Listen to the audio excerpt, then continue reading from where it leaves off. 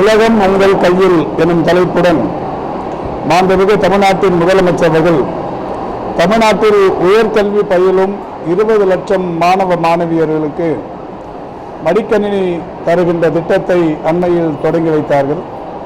அதன் தொடர்ச்சியாக இன்றைக்கு தமிழ்நாட்டின் எல்லா கல்லூரிகளிலும் இதுபோன்ற நிகழ்ச்சிகள் நடைபெற்றுக் கொண்டிருக்கிறது. சைதாப்பேட்டையில் உள்ள செல்லம்மாள் மகளிர் கல்லூரி என்பது இன்றைக்கு சென்னையின் புகழ்மிக்க அடையாளங்களில் ஒன்றாக இருந்து கொண்டிருக்கின்ற கல்லூரி. இந்த கல்லூரியை பொறுத்தவரை 2400 மாணவியர் பயின்று வருகிறார்கள். இந்த 2400 பேரில் 1500க்கும் மேற்பட்டவர்கள் அரசு தருகிற புதுமை பெண் திட்டத்தினால் 6ஆம் வகுப்பு முதல் 12ஆம் வகுப்பு வரை அரசு பள்ளிகளில் பயின்று இந்த கல்லூரியில் சேர்ந்ததனால் மாதந்தோறும் 1000 ரூபாய் புதுமை பெண் என்கின்ற திட்டத்தின் மூலம் பெற்று வருகின்றனர். இந்த கல்லூரியில் இன்றைக்கு இந்த மடிக்கணினிகளை பொறுத்தவரை 3ஆம் ஆண்டு பயிலும் மாணவியர்களுக்கு 746 பேருக்கு மடிக்கணினிகள் தற்பொழுது வழங்கப்பட்டிருக்கிறது. இந்த மாணவியர் ஃபீட்பேக் என்கின்ற வகையில் ஒரு 7-8 மாணவ மாணவியர் இங்கே உரையாற்றினார்கள். மடிக்கணினியின் அவசியத்தை, அவளுடைய பின்புலத்தை, இன்றைக்கு இந்த அரசு தொடர்ந்து புதுமை பெண் திட்டம் செயல்படுத்தி கொண்டிருப்பதால் தாங்கள் அடைந்து வருகிற பலன்களை இங்கே மிக சிறப்பாக பட்டியல் போட்டு காட்டினார்கள். தமிழ்நாட்டை பொறுத்தவரை மாண்புமிகு தமிழ்நாட்டின் முதலமைச்சர்கள் புதுமை பெண் என்கின்ற திட்டத்தை கொண்டு வந்ததற்கு பிறகு இன்றைக்கு தமிழ்நாடு முழுவதிலும் 6,92,470 மாணவியர் மாதந்தோறும் 1000 ரூபாய் பெற்று மகிழ்ந்து வருகின்றனர். அதேபோல் தமிழ் புதல்வன் மாணவர்களுக்கும் இந்த திட்டம் என்கின்ற வகையிலான விரிவாக்கத்திற்கு பிறகு மாணவர்களும் 5,40,429 மாணவர்கள் மாதந்தோறும் உயர்கல்வி பயில 1000 ரூபாய் ஊக்கத்தொகை பெற்று வருகின்றனர். அந்த வகையில் தமிழ்நாட்டில் புதுமை பெண், தமிழ் புதல்வன் ஆகிய 2 திட்டங்களின் வாயிலாக இன்றைக்கு பயன்பெற்று வருகிற மாணவ மாணவியர்களின் எண்ணிக்கை 12,32,899 பேர். இப்படி 12 லட்சத்திற்கும் மேற்பட்ட மாணவ மாணவியர் மாதந்தோறும் இந்த 1000 ரூபாய் பெற்று உயர்கல்வியை பயின்று வருகின்ற இந்த சூழலில் மாண்புமிகு தமிழ்நாட்டின் முதலமைச்சர்கள் தொடர்ந்து எல்லா நிகழ்ச்சிகளிலும் சொல்வது, எத்தனை துறைகள் இருந்தாலும் கல்வியும் மருத்துவமும் எனது 2 கண்கள் என்று சொல்லுவார்கள். அந்த வகையில் இன்றைக்கு பள்ளி கல்வித்துறையாக இருந்தாலும் கல்லூரி கல்வித்துறையாக இருந்தாலும் தமிழ்நாடு அரசு செயல்படுத்திக் கொண்டிருக்கின்ற திட்டங்களின் விளைவால் தமிழ்நாட்டில் உயர்கல்வி சேர்பவருடைய சதவிகிதம் 47% உயர்ந்திருக்கிறது.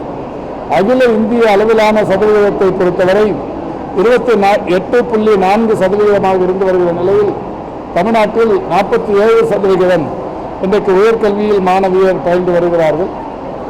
அந்த வகையில் இந்தியாவுக்கே வழிகாட்டும் மாநிலமாய் உயர்கல்வித்துறையில் தமிழ்நாடு விளங்கிக் கொண்டிருக்கின்றது.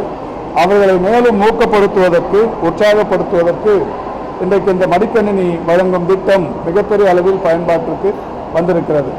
இங்கே உரையாற்றிய மாணவிகள் சொன்னார்கள், மடிக்கணினி என்கின்ற அந்த மடிக்கணினி என்கின்ற அந்த உபகரணத்தோடு சேர்த்து சர்ஃப்ளெக்சிசிட்டி AI Pro என்கின்ற ஒரு ஆப்பும் இதனுடன் இணைத்து தரப்பட்டிருக்கிறது. சர்ஃப்ளெக்சிசிட்டி AI Pro என்கின்ற இந்த ஆப் வெளியில் ஆண்டு சந்தாவுக்கு வாங்க வேண்டும் என்றால் 19,600 ரூபாய் செலவாகும்.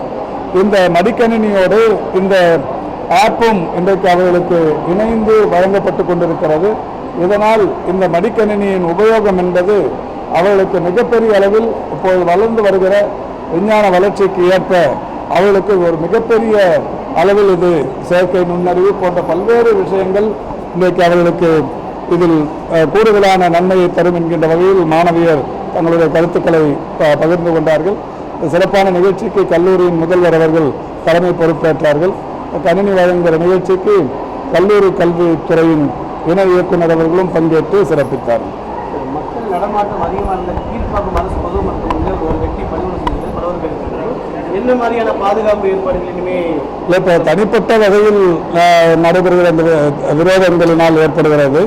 இது மருத்துவமனையா இல்லை பேருந்து நிலையமா, இது வந்து தொடர்ந்து காவல்துறை கண்காணித்து நடவடிக்கை எடுக்கிறார்கள்.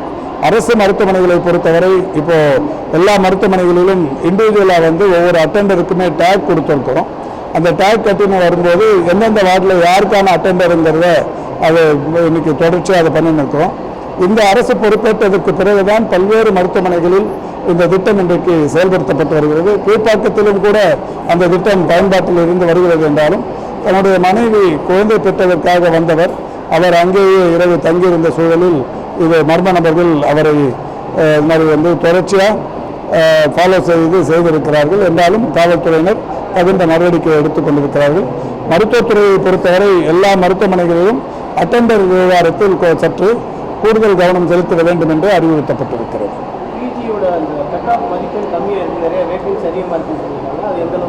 அது மாதிரி ஒன்றும் இல்லை. பிஜி கட் ஆஃப் அது ஒரு 2 துறைகளில் அதுவும் கூட இப்போது அந்த அதாவது கட் ஆஃப் மாணவர்களுடைய எண்ணிக்கை என்பது கூடிக்கொண்டு தான் இருக்கிறது.